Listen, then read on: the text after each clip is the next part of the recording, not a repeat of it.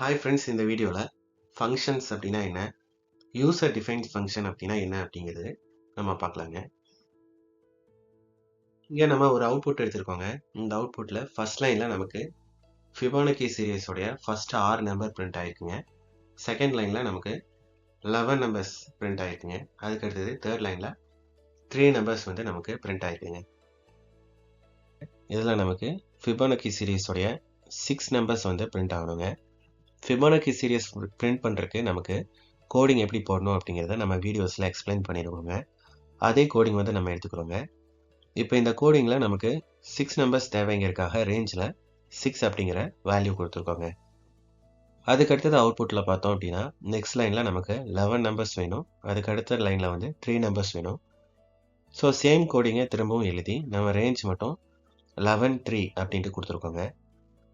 இப்போ இந்த அவுட்புட்டை அச்சீவ் பண்ணோம் அப்படின்னா நம்ம இந்த கோடிங்கில் இருக்கிற சேம் லைன்ஸை நம்ம திரும்ப திரும்ப எழுதணுமா அப்படின்னு கேட்டால் நமக்கு எழுத வேண்டியது இல்லைங்க. இந்த இடத்துல நமக்கு ஃபங்க்ஷன்ஸ் வந்து ரொம்பவுமே ஹெல்ப்ஃபுல்லாக இருக்குங்க. இங்கே நமக்கு சேஞ்ச் ஆகுறதுன்னு பார்த்தோம்னா ரேஞ்சோட வேல்யூஸ் மட்டும்தான். நம்ம அந்த ரேஞ்சஸ் மட்டும் தனியாக எடுத்து எழுதியிருக்கோங்க. இப்போ நம்ம என்ன பண்ண போகிறோம் அப்படின்னு பார்த்தீங்கன்னா, நம்ம கிட்ட இருக்கிற கோடிங்கை வந்துட்டு ஒரு ஃபங்க்ஷனுக்குள்ளே கொடுத்து அந்த ஃபங்க்ஷனுக்கு ஒரு நேம் கொடுத்து நமக்கு தேவைப்படுற அளவுக்கு தேவைப்படுற டைமுக்கு நம்ம அந்த ஃபங்க்ஷனுடைய நேமை மட்டும் வச்சு அதை கால் பண்ணி அதுக்குள்ளே இருக்கிற கோடிங்கை வந்து நம்ம யூஸ் பண்ணிக்க போகிறோங்க. எப்படி அப்படின்னு பார்த்தோம்னா ஃபஸ்ட்டு நம்ம ஃபங்க்ஷனை டிஃபைன் பண்ணுறோம், அதாவது ஃபங்க்ஷன் எழுதுகிறோம். அதுக்காக ஒரு லைன் போட்டிருக்கோங்க. இங்கே நம்ம டிஃபைன் பண்ணுறோம் அப்படிங்கிறதுக்காக DEF அப்படின்ட்டு எழுதியிருக்கோங்க. அதுக்கு அடுத்தது ஃபங்க்ஷனுக்கு ஒரு நேம் கொடுத்துருக்கோங்க. இங்கே ஃபிபோனக்கி சீரீஸை நம்ம பிரிண்ட் பண்ணுறதுனால ஃபிபோ அப்படின்ட்டு ஒரு நேம் கொடுத்துருக்கோங்க. எப்போவுமே ஒரு ஃபங்க்ஷனுக்கோ ஒரு கிளாஸ்க்கோ அல்லது வேரியபிளுக்கோ ஒரு நேம் கொடுக்குறோம் அப்படின்னா அந்த நேம் வந்து எல்லாருக்குமே புரியிற மாதிரி கொடுத்தோம் அப்படின்னா அது நமக்கு ரொம்பவுமே நல்லதுங்க. ஏன் அப்படின்னு பார்த்தோன்னா நம்ம ஒர்க் பண்ணும்போது நிறைய கோடிங் வந்து மற்றவங்களுடைய கோடிங்ஸை எடுத்து ஒர்க் பண்ணுற மாதிரி இருக்குங்க, எடிட் பண்ணுற மாதிரி இருக்கும். அப்போ அந்த கோடிங்கில் நம்ம ஜஸ்ட் ABCD அப்படின்ட்டு வேரியபிள் இல்லை ஃபங்க்ஷன் நேம் கொடுத்துருந்தோம் அப்படின்னா அது எதுக்கு யூஸ் ஆகுது அப்படிங்கிறது நமக்கு புரியறதுக்கே லேட் ஆகுங்க. அதே நம்ம ஒரு சிம்பிளான நல்ல தெளிவான நேம் கொடுத்தோம் அப்படின்னா அது நமக்கு அண்டர்ஸ்டாண்ட் பண்ணுறதுக்கு ஈஸியாக இருக்குங்க. அதே மாதிரி நம்ம கோடிங்கை ஒரு ப்ராஜெக்ட் முடித்து அடுத்த ப்ராஜெக்ட் போகும்போது யாருக்காவது கொடுக்குறோம் அப்படின்னா அந்த கோடிங்கை யார் வாங்குறாங்களோ அவங்களுக்கு அந்த கோடிங் புரியணுங்கிறதுக்காக நம்ம variable name, function name, class name இந்த மாதிரி நேம்ஸை வந்து புரியிற மாதிரி எழுதிக்கிறது நமக்கு நல்லதுங்க.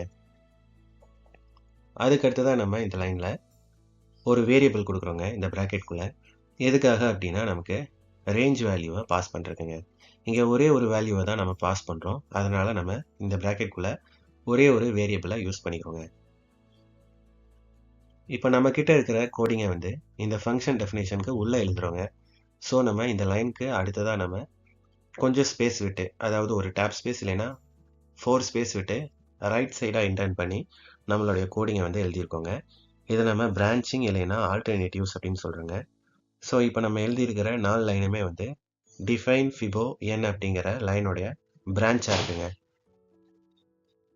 இப்போ நம்ம என்னங்கிற வேரியபிளை வந்துட்டு ரேஞ்சில் கொடுத்துட்றோங்க. ஸோ நமக்கு என்னுடைய வேல்யூவை பாஸ் பண்ணோம் அப்படின்னா இந்த கோடிங் எக்ஸிக்யூட் ஆகும்போது அது ரேஞ்சுங்கிற இடத்துக்கு வந்துடுங்க. இப்போ இந்த ஃபங்க்ஷனை நம்ம கால் பண்ணோம் அப்படின்னா என்ன பண்ணுறோன்னு பார்த்தீங்கன்னா நம்ம ஃபிபோ ப்ராக்கெட்டில் 6 அப்படிங்கிற ஒரு லைன் நம்ம எழுதியிருக்கோங்க. அது என்ன அப்படின்னு பார்த்தீங்கன்னா ஃபங்க்ஷனுடைய நேம், அதுக்கு அடுத்தது நம்ம அதுக்கு பாஸ் பண்ணுற வேல்யூங்க. இப்போ இந்த லைனுக்கு அர்த்தம் என்ன அப்படின்னா நம்ம அந்த ஃபங்க்ஷனை கால் பண்ணியிருக்கோம் அப்படின்னு அர்த்தங்க. கால் பண்ணும்போது அந்த ஃபங்க்ஷனுக்கு 6 அப்படிங்கிற ஒரு வேல்யூவை பாஸ் பண்ணியிருக்கோம் அப்படின்னு அர்த்தங்க. இப்போ இந்த இடத்துல என்ன நடக்கும் அப்படின்னு பார்த்தீங்கன்னா இந்த கோடிங்கை இன்டர்பிரட்டர் பார்த்த உடனே அந்த ஃபங்க்ஷனை கால் பண்ணி அந்த ஃபங்க்ஷனில் இருக்கிற கோடிங்கை எக்ஸிக்யூட் பண்ண ஆரம்பிச்சிருங்க. அப்போ அந்த கோடிங்கில் 6 அப்படிங்கிற வேல்யூ வந்து ரேஞ்சுக்கு போயிடும். அதுக்கு உண்டான அவுட்புட் வந்து நமக்கு பிரிண்ட் ஆகுங்க. அதே மாதிரி நம்ம 3 டைம்ஸ் வந்து கால் பண்ணியிருக்கோம். ஃபர்ஸ்ட் வந்து ஃபிபோ 6 அப்படின்னு கொடுத்துருக்கோம், அதுக்கப்புறம் ஃபிபோ 11, அதுக்கப்புறம் 3 அப்படின்ட்டு நமக்கு தேவையான வேல்யூஸை அந்த ஃபங்க்ஷனுக்கு பாஸ் பண்ணி நம்ம எக்ஸ்பெக்ட் பண்ணுற அவுட்புட்டை நம்ம அச்சீவ் பண்ணுறோங்க. இப்போ நம்ம ஃபங்க்ஷனை கால் பண்ணுறோம் டிஃபைன் பண்ணுறதில்ல, அதனால DEF அப்படிங்கிறது நம்ம இங்கே யூஸ் பண்ணலைங்க. ஜஸ்ட்டு ஃபங்க்ஷனுடைய நேம், அதுக்கப்புறம் அதுக்கு நம்ம பாஸ் பண்ணுற வேல்யூவை மட்டும் கொடுத்துருக்கோங்க. இப்போ இதோட அவுட்புட் எப்படி இருக்கும் அப்படின்னு பார்த்தீங்கன்னா நமக்கு தேவையான வேல்யூஸ் வந்து பிரிண்ட் ஆகுங்க. ஸோ நமக்கு ஃபங்க்ஷன் அப்படின்னா என்ன அப்படிங்கிற ஒரு சிம்பிளான ஐடியா கிடைச்சிருக்கும் அப்படின்னு நினைக்கிறேங்க. இப்போ ஃபங்க்ஷன் யூஸ் பண்ணுற கோடுக்கும் ஃபங்க்ஷன் யூஸ் பண்ணாத கோடுக்கும் என்னென்ன பெனிஃபிட்ஸ் அப்படின்னு பார்த்தோன்னா, ஃபங்க்ஷன் யூஸ் பண்ணோம் அப்படின்னா நம்ம கோடிங்கில் திரும்ப திரும்ப வந்துட்டு எழுதின கோடே வந்துட்டு நம்ம எழுத வேண்டியது இல்லைங்க. அப்போ கோடு ரெப்பிட்டேஷனை வந்து நம்ம எலிமினேட் பண்ணிடலாம். இதனால் நமக்கு ப்ரோக்ராமோடைய சைஸும் வந்துட்டு கம்மியாகும். அதே மாதிரி நமக்கு டைப் பண்ணுறதுக்கும் நிறையா இருக்காதுங்க. சிம்பிளாக நம்ம டைப் பண்ணிவிட்டு கோடிங்கை முடிச்சிடலாங்க. இதனால் நமக்கு என்ன ஈஸியாக இருக்கும் அப்படின்னா, கோடு ரைட் பண்ணுறதுக்கும் கோடை ரீட் பண்ணுறதுக்கும் அண்டர்ஸ்டாண்ட் பண்ணுறதுக்கும் ரொம்பவுமே வந்து ஈஸியாக இருக்குங்க. அதுவும் இல்லாமல் ஏதோ ஒரு இடத்துல வந்து நமக்கு எரர் வந்துச்சு அப்படின்னு நம்ம கண்டுபிடிச்சோம் அப்படின்னா, நம்ம ஒவ்வொரு இடத்துலையும் எரரை வந்து மாற்றிட்டு இருக்க வேண்டியதில்லை. ஜஸ்ட்டு ஒரே ஒரு டைம் ஃபங்க்ஷனில் மட்டும் அந்த எரரை நம்ம மாற்றினோம் அப்படின்னா போதுங்க. அதுக்கடுத்தது பார்த்தோம் அப்படின்னா நமக்கு ஒரு கிளியரான ஸ்ட்ரக்சர் இருக்குங்க. மாடுலாரிட்டி, அதுவும் இல்லாமல் நமக்கு ஒரு ஆர்கனைஸ்டு கோடாக இருக்குங்க. பார்த்தோம் அப்படின்னா நம்ம அதோடைய நேம் வச்சு நம்ம பார்ட்டாக அதை பிரிச்சுக்கலாம். அது என்ன பண்ணுது, எந்த இடத்துல எது இருக்குது அப்படிங்கிறது நமக்கு நல்லா கிளியராக புரியுங்க. அதே நம்ம கோட் ரெப்பிட்டேஷன் போட்டோம் அப்படின்னா எந்த வேரியபிள் எந்த லூப்போட இது, இல்லை எந்த வேரியபிள் எங்கே யூஸ் ஆகுது, அதோடைய ஸ்கோப் எங்கெங்கே இருக்குது அப்படிங்கிறத நம்ம புரிஞ்சுக்கிறதுக்கே நமக்கு ரொம்ப டைம் எடுத்துருங்க. அதுவும் இல்லாமல் ஹியூமன் எரர்ஸ் வந்து ரொம்பவுமே அதிகமாக வருங்க. அதுக்கப்புறம் நம்ம பார்த்தோம் அப்படின்னா ஒரு கோடை வந்து திரும்ப திரும்ப ரீயூஸ் பண்ணுறதுக்கு ஃபங்க்ஷன் வந்து நமக்கு ரொம்பவுமே ஹெல்ப்ஃபுல்லாக இருக்குங்க. எப்படி அப்படின்னு பார்த்தோன்னா, ஒரு கோடை எத்தனை தடவை வேணாலும் அந்த ஃபங்க்ஷனுடைய நேமை யூஸ் பண்ணி கால் பண்ணிக்கலாங்க. இப்போ நமக்கு இந்த கோடிங் வந்து பரிச்சயமாக இருக்கும் அப்படின்னு நினைக்கிறேங்க. இப்போ இந்த கோடிங்கில் எது எது என்னென்ன அப்படிங்கிறத இன்னொரு தடவை கிளியராக பார்த்துக்கலாங்க. இந்த கோடிங்கில் ஃபஸ்ட்டு நம்ம ஒரு ஃபங்க்ஷன் எழுதியிருக்கோம். அந்த ஃபங்க்ஷனில் ஃபஸ்ட் லைன் பார்த்தோம் அப்படின்னா அந்த ஃபங்க்ஷனை டிஃபைன் பண்ணுறதுக்காக எழுதியிருக்கோங்க. அதில் என்னென்ன இருக்குது அப்படின்னு பார்த்தோன்னா, டிஃபைன் பண்ணுறதுக்காக DEF யூஸ் பண்ணியிருக்கோம். அதுக்கப்புறம் அதுக்கு ஒரு நேம் கொடுத்துருக்கோம், ஃபங்க்ஷன் நேம். அதுக்கப்புறம் நமக்கு தேவையான பேராமீட்டர்ஸை வந்து ப்ராக்கெட்டில் கொடுத்து கோலன் கொடுத்து முடிச்சிட்டோங்க. இப்போ இந்த ஃபங்க்ஷனுக்குள்ளே நமக்கு எக்ஸிக்யூட் ஆகிற ஒர்க்கு என்ன அப்படின்னு பார்த்தீங்கன்னா, நம்ம உள்ளே எழுதியிருக்கிற கோடிங்க, அந்த கோடிங்கை வந்து நம்ம பிளாக் ஆஃப் ஸ்டேட்மெண்ட் அப்படின்ட்டு சொல்கிறோங்க. இந்த பிளாக்ல நமக்கு என்ன டாஸ்க் நம்ம ப்ரிப்பேர் பண்ணுறோமோ, இல்லை என்ன டாஸ்க் நமக்கு தேவையோ அந்த டாஸ்க்கு உண்டான கோடிங்கை நம்ம கொடுத்துடலாங்க. அதுக்கு அடுத்ததான் நம்ம கோடிங்கில் இருக்கிறது என்ன அப்படின்னு பார்த்தோம்னா, நம்ம ஃபங்க்ஷனை கால் பண்ணுறோங்க. எப்படி அப்படின்னு பார்த்தீங்கன்னா, ஃபிபோ அப்படிங்கிற நேம் யூஸ் பண்ணி அதுக்கு தேவையான பேராமீட்டருடைய வேல்யூவை பாஸ் பண்ணி கால் பண்ணுறோங்க. அதுவும் 3 டைம்ஸ் நம்ம வந்து இந்த ஃபங்க்ஷனை கால் பண்ணியிருக்கோங்க. இப்போ 6 அப்படிங்கிற வேல்யூ வந்து நமக்கு பேராமீட்டர் n அப்படிங்கிற வேரியபிளுக்கு போகுங்க. இந்த 6, 11, 3 அப்படிங்கிற வேல்யூஸை நம்ம ஆர்குமெண்ட்ஸ் அப்படின்னு சொல்கிறோங்க. அடுத்து நம்ம ஃபங்க்ஷனுடைய சின்டாக்ஸ் என்ன அப்படின்னு பார்த்தோம்னா, நமக்கு இங்கே ஏதாவது மிஸ் பண்ணியிருக்கோமா அப்படிங்கிறது புரியுங்க. ஃபஸ்ட்டு நம்ம டெஃப் யூஸ் பண்ணியிருக்கோம். அதுக்கப்புறம் ஃபங்க்ஷன் நேம் யூஸ் பண்ணியிருக்கோம். நமக்கு தேவையான ஒரே ஒரு பேராமீட்டர் தேவை, அதனால ஒரே ஒரு பேராமீட்டர் ப்ராக்கெட்டில் யூஸ் பண்ணி கோலன் கொடுத்துட்டோங்க. அதுக்கப்புறம் நமக்கு தேவையான டாஸ்க்கை வந்து நம்ம பிளாக்குள்ளே எழுதிட்டோம், பிளாக் ஆஃப் ஸ்டேட்மெண்ட்டில். கடைசியில் நமக்கு ஃபங்க்ஷனில் இருக்கிறது என்ன அப்படின்னு பார்த்தோம்னா ரிட்டர்னுங்க. அது நம்ம இந்த கோடிங்கில் வந்துட்டு யூஸ் பண்ணல. பட் ரைட் சைடு இருக்கிற கோடிங்கில் பார்த்தீங்க அப்படின்னா இந்த ரிட்டர்ன் வந்து நமக்கு என்ன பண்ணுது அப்படின்னு பார்த்தோன்னா, ஃபங்க்ஷன் எக்ஸிக்யூட் ஆகி முடிஞ்சிருச்சு அப்படின்னா ஒரு எக்ஸ்பிரஷனை ரிட்டர்ன் பண்ணுது. அதாவது a+b அப்படிங்கிற ஒரு எக்ஸ்பிரஷனை நமக்கு ரிட்டர்ன் பண்ணுதுங்க. இந்த ரிட்டர்ன் அப்படிங்கிறது என்ன அப்படிங்கிறத நம்ம கிளியராக பார்க்கலாங்க. நம்ம சாதாரணமாகவே புரிஞ்சுக்க வேண்டிய ஒரு விஷயம் என்ன அப்படின்னு பார்த்தோம்னா, எல்லா ஃபங்க்ஷனுமே ஏதோ ஒரு வேல்யூவை ரிட்டர்ன் பண்ணுங்க. அதாவது என்ன அப்படின்னு பார்த்தோம்னா, ஒரு ஃபங்க்ஷனை நம்ம கால் பண்ணோம் அப்படின்னா அந்த ஃபங்க்ஷனுக்குள்ளே இருக்கிற டாஸ்க் வந்துட்டு எக்ஸிக்யூட் ஆகுங்க. அந்த டாஸ்க் முடிஞ்சதுக்கப்புறம் ஒரு ரிசல்ட் வரும் இல்லைங்களா, அந்த ரிசல்ட்டை வந்து அந்த ஃபங்க்ஷன் எப்போவுமே மெயின் ப்ரோக்ராமுக்கு பாஸ் பண்ணிடுங்க. அதை தான் நம்ம ரிட்டர்ன் அப்படின்னு சொல்கிறோம். இங்கே நமக்கு ரிட்டர்னில் நம்ம எக்ஸ்பிரஷன் ஆர் நான் கொடுத்துருக்கோம். அப்போ ஏதோ ஒரு எக்ஸ்பிரஷன் அல்லது நான் வேல்யூ வந்து ஒரு ஃபங்க்ஷன் வந்து சாதாரணமாகவே ரிட்டர்ன் பண்ணுங்க. இதை புரிஞ்சுக்கணும் அப்படிங்கிறதுக்காக ரொம்ப சிம்பிளான ஒரு ப்ரோக்ராம் எடுத்துருக்கோங்க. என்ன அப்படின்னு பார்த்தோன்னா, அடிஷன் ஆஃப் 2 நம்பர்ஸ். இந்த ப்ரோக்ராமில் நம்ம என்ன கொடுத்துருக்கோம் அப்படிங்கிறத பார்க்கலாங்க. ஃபஸ்ட்டு ஃபங்க்ஷனை வந்து டிஃபைன் பண்ணுறோம். அதுக்கு ஆட் அப்படிங்கிற ஒரு நேம் கொடுத்துருக்கோம். அதுக்கப்புறம் 2 வேல்யூஸ் வேணும். அதுக்காக a, b அப்படிங்கிற பாராமீட்டர்ஸ் கொடுத்துருக்கோம். இந்த ஃபங்க்ஷன் வந்து எதை ரிட்டர்ன் பண்ணுது அப்படின்னு பார்த்தீங்கன்னா, a plus b அப்படிங்கிற ஒரு எக்ஸ்பிரஷனை ரிட்டர்ன் பண்ணுதுங்க. அதுவும் எங்கே ரிட்டர்ன் பண்ணும் அப்படின்னு பார்த்தீங்கன்னா, நம்ம c ஈக்குவல் டு ஆட் ப்ராக்கெட்டில் 1,2ன்னு கொடுத்துருக்கோம் இல்லைங்களா? இந்த ஆட் அப்படிங்கிறது என்னன்னு பார்த்தீங்கன்னா, ஃபங்க்ஷனுடைய நேம். ஸோ இந்த இடத்துல நம்ம ஃபங்க்ஷனை கால் பண்ணுறோம். அதுக்கு வந்து 1,2 அப்படிங்கிற ஆர்குமெண்ட்ஸை வந்து a, b அப்படிங்கிற பாராமீட்டர்ஸ்க்கு பாஸ் பண்ணுறோம். ஸோ இந்த இடத்துக்கு வந்து நமக்கு என்ன ரிட்டர்ன் ஆகும் அப்படின்னு பார்த்தீங்கன்னா, cங்கிற வேரியபிளுக்கு a plus b அப்படிங்கிற எக்ஸ்பிரஷன் வந்து நமக்கு ரிட்டர்ன் ஆகுங்க. அப்போ இந்த இடத்துல வந்துட்டு a plus b உடைய வேல்யூ என்னன்னு பார்த்தோம்னா 1 plus 2. அப்போ 1 plus 2 அப்படிங்கிறது நம்ம எங்கே ஃபங்க்ஷனை கால் பண்ணிக்கிறோமோ அந்த இடத்துக்கு ரிட்டர்ன் ஆகுங்க. ஸோ அதோட வேல்யூ வந்துட்டு நம்ம சியில் ஸ்டோர் பண்ணி பிரிண்ட் பண்ணோம் அப்படின்னா அதுக்குண்டான அவுட்புட் வந்து 3 அப்படிங்கிறது நமக்கு அவுட்புட்டில் வருங்க. இந்த ப்ரோக்ராமை பொறுத்த வரைக்கும் ரிட்டர்னில் நமக்கு எக்ஸ்பிரஷன் இருக்குங்க. அடுத்த ப்ரோக்ராம் பார்த்தோம் அப்படின்னா, நம்ம ஃபங்க்ஷனுக்குள்ளேயே வந்துட்டு a plus bயை d அப்படிங்கிற ஒரு வேரியபிளில் ஸ்டோர் பண்ணிட்டு அந்த dயை வந்து நம்ம ரிட்டர்ன் பண்ணுறோங்க. அப்போ ஃபங்க்ஷன் கால் பண்ணுற இடத்துல நமக்கு dயோடைய வேல்யூ வந்து ரிட்டர்ன் ஆகுங்க. ஸோ இந்த ஃபங்க்ஷனை பொறுத்த வரைக்கும் நம்ம ரிட்டர்ன் பண்ணுறது என்ன அப்படின்னு பார்த்தோம்னா, வேரியபிள் வேல்யூவை ரிட்டர்ன் பண்ணுறோங்க. இதுக்குண்டான அவுட்புட் பார்த்தோம் அப்படின்னா, ஆட் 1,2 அப்படிங்கிற இடத்துல டீயோடைய வேல்யூ வரும். அப்போ அந்த வேல்யூ வந்து சியில் ஸ்டோர் ஆச்சு அப்படின்னா 3ங்கிறது ஸ்டோர் ஆகும். அப்போ 3யை பிரிண்ட் பண்ணோம், அதாவது சியை பிரிண்ட் பண்ணோம் அப்படின்னா 3 அப்படிங்கிறது அவுட்புட்டில் வருங்க. அடுத்த ப்ரோக்ராமில் பார்த்தீங்க அப்படின்னா, ஃபங்க்ஷனுக்குள்ளே என்னதான் கோடிங் போட்டிருந்தோம் அப்படின்னாலும் கடைசியில் ரிட்டர்னில் 0ன்னு கொடுத்துருக்கோங்க. இப்போ நமக்கு ஃபங்க்ஷனுக்குள்ளே என்ன நடந்துச்சு அப்படின்னாலும் நமக்கு ரிட்டர்ன் ஆகிற வேல்யூ பார்த்தீங்க அப்படின்னா 0 அப்படிங்கிறது தான் ரிட்டர்ன் ஆகும். இது ஒரு வேல்யூ, அதனால் இந்த ஃபங்க்ஷன் நமக்கு 0வை ரிட்டர்ன் பண்ணுதுங்க. இதோடைய அவுட்புட் பார்த்தோம் அப்படின்னா சியோட வேல்யூ 0 அப்படிங்கிறது அவுட்புட்டில் வருங்க.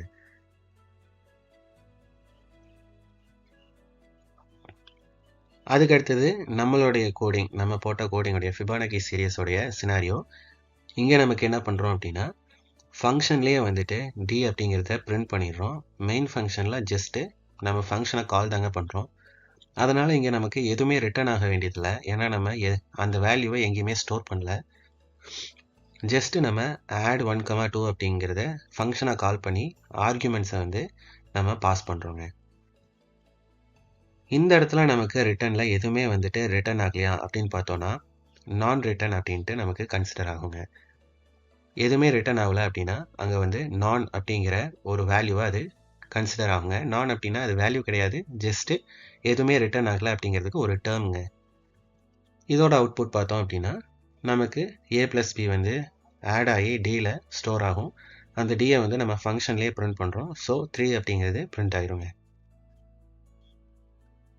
இந்த இடத்துல நம்ம கண்டிப்பாக ரிட்டர்ன் கொடுக்கணுமா அப்படின்னு பார்த்தீங்கன்னா, ரிட்டர்ன் நம்ம கொடுக்கவே இல்லை அப்படின்னாலும் இந்த ப்ரோக்ராம் வந்து சேம் அவுட்புட் தாங்க வரும். அதுக்கும் அர்த்தம் என்ன அப்படின்னா நமக்கு இங்கே நான் ரிட்டர்ன் ஆகுதுங்க. நம்ம 2 நம்பரை ஆட் பண்ணுறதுக்கு உண்டான ஃபங்க்ஷனுக்கு நம்ம டிஃப்ரெண்ட்டான ப்ரோக்ராம்ஸ் பார்த்தோம். அதுலேயும் நமக்கு இருக்கிறதுலே சிம்பிளான ப்ரோக்ராம் அப்படிங்கிறது என்ன அப்படிங்கிறதும் நம்ம பார்த்துடலாங்க. இங்கே நம்ம ஃபங்க்ஷனை டிஃபைன் பண்ணுறோம். அதே மாதிரி ஆடுன்னு கொடுத்துட்டு 2 பேராமீட்டர் எடுத்துக்கிறோம், கோலன் கொடுத்துக்கிறோம். உள்ளே வந்து ரிட்டர்ன் a plus b அப்படிங்கிற எக்ஸ்பிரஷன் கொடுத்துக்கிறோம். மெயின் ஃபங்க்ஷனில் பிரிண்ட்டுக்குள்ளே வந்துட்டு நம்ம ஃபங்க்ஷனை கால் பண்ணுறோங்க. அப்போ பிரிண்ட்டுக்குள்ளே நமக்கு என்ன நடக்கும் அப்படின்னு பார்த்தீங்கன்னா a plus b நடக்கும். அப்போ நமக்கு அவுட்புட் வந்துட்டு a plus bயோட வேல்யூ 1,2 3 அப்படிங்கிறது நமக்கு அவுட்புட்டில் வருங்க. நம்ம பார்த்த எல்லா காம்பினேஷனுமே நம்ம எடுத்து எழுதியிருக்கோங்க. இதில் ஒவ்வொரு லைனாக நீங்கள் வந்துட்டு delete பண்ணிட்டு என்ன அவுட்புட் வருது அப்படிங்கிறத நீங்கள் பாருங்கள். அப்போ உங்களுக்கு ஜஸ்ட் ஒரு ஃபன் மாதிரி இருக்கும். அதுவும் இல்லாமல் சில அண்டர்ஸ்டாண்டிங் வந்துட்டு இதோடைய அவுட்புட் பார்க்கும்போது உங்களுக்கு வருங்க. ஃபார் எக்ஸாம்பிள் இந்த காம்பினேஷன் பார்த்தீங்க அப்படின்னா இதுக்கு அவுட்புட் 3, நெக்ஸ்ட் லைனில் நான் அப்படிங்கிறது வருங்க.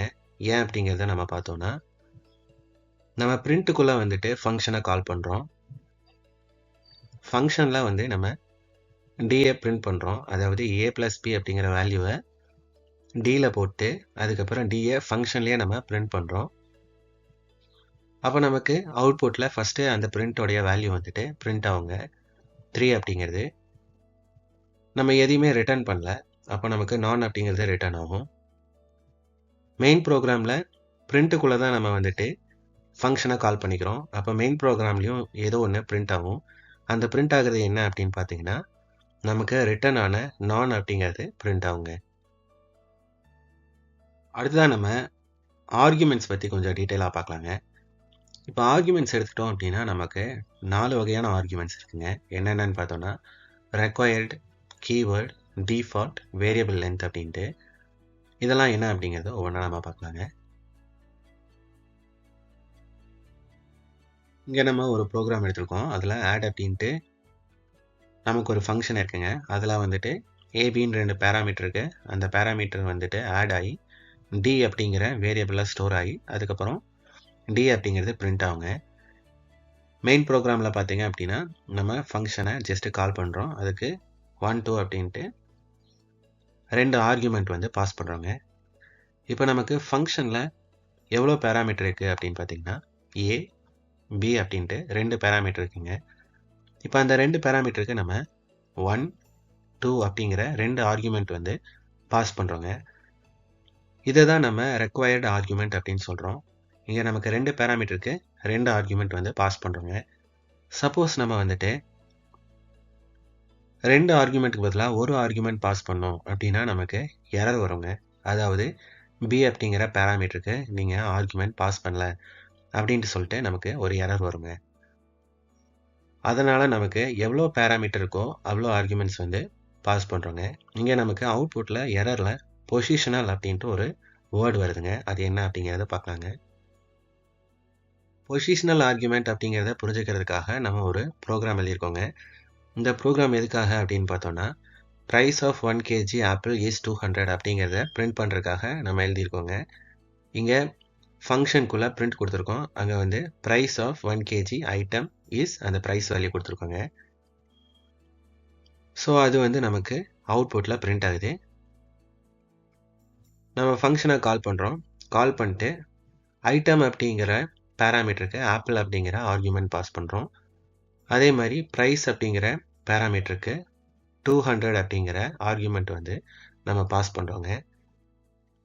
சப்போஸ் நம்ம ஆர்குமெண்ட்ஸோடைய பொசிஷனை மாற்றிட்டோன்னு வச்சுக்கோங்களேன். ஃபஸ்ட்டு வந்து 200 அப்புறம் ஆப்பிள் அப்படிங்கிறது செகண்டாகவும் கொடுத்தோம் அப்படின்னா நமக்கு அவுட்புட்டில் பிரிண்டில் பார்த்தீங்க அப்படின்னா நமக்கு ஃபஸ்ட்டு ஐட்டம் பிரிண்ட் ஆகும், செகண்ட் வந்து ப்ரைஸ் பிரிண்ட் ஆகும். ஸோ அவுட்புட்டில் price of 1 kg 200 is apple அப்படின்ட்டு வருங்க. இதை தான் நம்ம பொசிஷனல் அப்படின்னு சொல்கிறோம். நம்ம பொசிஷன் அதாவது ஃபஸ்ட்டு பேராமீட்டருக்கு கொடுக்க வேண்டிய வேல்யூவை ஃபஸ்ட்டு கொடுக்கணும், செகண்ட் பேராமீட்டருக்கு கொடுக்க வேண்டிய வேல்யூவை நம்ம செகண்ட் கொடுக்கணுங்க. அப்படி நம்ம பொசிஷனை மாற்றிட்டோம் அப்படின்னா நமக்கு அவுட்புட் அதாவது அதோடைய ரிசல்ட் வந்து மாறுறதுக்கு நமக்கு வாய்ப்பு இருக்குங்க. ஸோ நம்ம ஃபஸ்ட்டு ஆப்பிள் கொடுக்குறோம், அதுக்கு அடுத்தது 200 அப்படிங்கிறது கொடுக்குறோம். அப்போ அவுட்புட்டில் price of 1 kg apple is 200 அப்படிங்கிறது பிரிண்ட் ஆகுதுங்க. இந்த ப்ரோக்ராமை பொறுத்த வரைக்கும் நமக்கு 2 பேராமீட்டர்ஸ் ஆர்குமெண்ட்ஸ் தாங்க இருக்குது. அப்போ நமக்கு பொசிஷனல் அப்படிங்கிறத பற்றி நம்ம வரி பண்ணிக்க வேண்டியதில்லை. ஜஸ்ட்டு ஃபஸ்ட்டு நம்ம ஐட்டம் கொடுத்துடலாம், அப்புறம் நம்ம ப்ரைஸ் கொடுத்துடலாங்க. சப்போஸ் நிறைய பேராமீட்டர்ஸ் இருந்துச்சு அப்படின்னா ஒவ்வொன்றும் நம்ம கிடைக்கிற டேட்டாவை பொறுத்து நம்ம ஆர்டர் பண்ணிவிட்டு ஆர்டர் பண்ணது தான் நம்ம கொடுக்கணுமா அப்படின்னு பார்த்தோன்னா அது நமக்கு கொஞ்சம் கூட டிஃபிகல்ட்டான டாஸ்காக இருக்குங்க. அதுக்கு ஒரு சொல்யூஷன் அப்படின்னு பார்த்துட்டோம் அப்படின்னா நம்ம கீவேர்டு ஆர்குமெண்ட்ஸ் கொடுத்துடலாங்க. எப்படி அப்படின்னு பார்த்தோன்னா ஆப்பிள் 200 அப்படின்னு கொடுக்கறதுக்கு பதிலாக price equal to 200 item equal to apple அப்படின்னு கொடுத்துக்கலாங்க. இப்போ நம்ம பேராமீட்டர்ஸோடைய வேல்யூ ஈக்குவல் டு அதாவது பேராமீட்டர்ஸோடைய நேம் ஈக்குவல் டு ஆர்குமெண்ட்ஸோடைய வேல்யூ கொடுத்துருக்கோம். இந்த இடத்துல நமக்கு அவுட்புட் வந்து நமக்கு அஃபெக்ட் ஆகாதுங்க. இங்கே நம்ம எந்த ஆர்டரில் கொடுத்தோம் அப்படின்னாலும் நமக்கு அவுட்புட்டில் வந்துட்டு price of 1 kg apple is 200 அப்படிங்கிறது பிரிண்ட் ஆகுங்க. அடுத்ததாக நம்ம டிஃபால்ட் ஆர்குமெண்ட் அப்படின்னா என்னன்னு பார்க்கலாங்க. இப்போ நம்ம ஒரு ஃப்ரூட் ஷாப்பில் இருக்கோம் அப்படின்னா நமக்கு ஆப்பிளோடைய ரேட் வந்து தெரியல, இல்லை ஆப்பிளோடைய கரண்ட் ரேட் தெரியல அப்படின்னா நம்ம ஃபிக்ஸடாக ஒரு ரேட் வந்துட்டு ஆப்பிளுக்கு நம்ம ஃபிக்ஸ் பண்ணி வச்சுருக்கோம் இல்லைங்களா.